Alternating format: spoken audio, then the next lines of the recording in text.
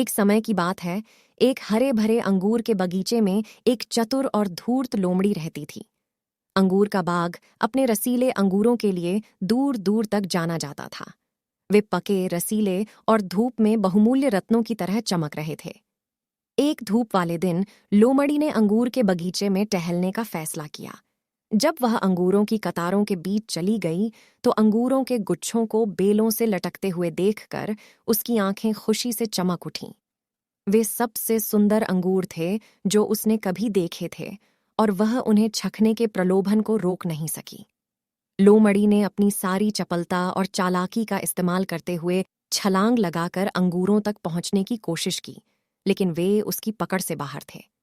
वह उछलती कूदती रही, लेकिन अंगूर उसके ऊपर बहुत ऊंचे बने रहे। कई असफल प्रयासों के बाद लोमड़ी हाँफते हुए और निराश होकर बैठ गई।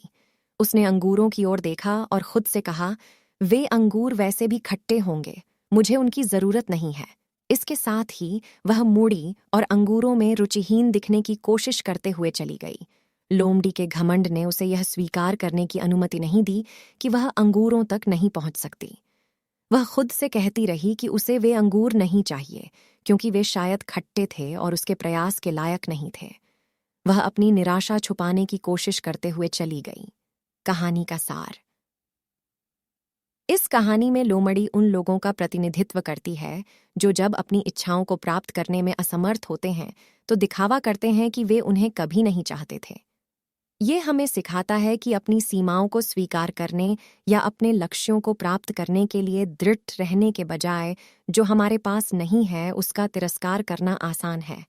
इसलिए हार मानने और यह दिखावा करने के बजाय कि हमें कुछ चाहिए ही नहीं, दृढ़ संकल्पित रहना और प्रयास करते रहना हमेशा बेहतर होता है।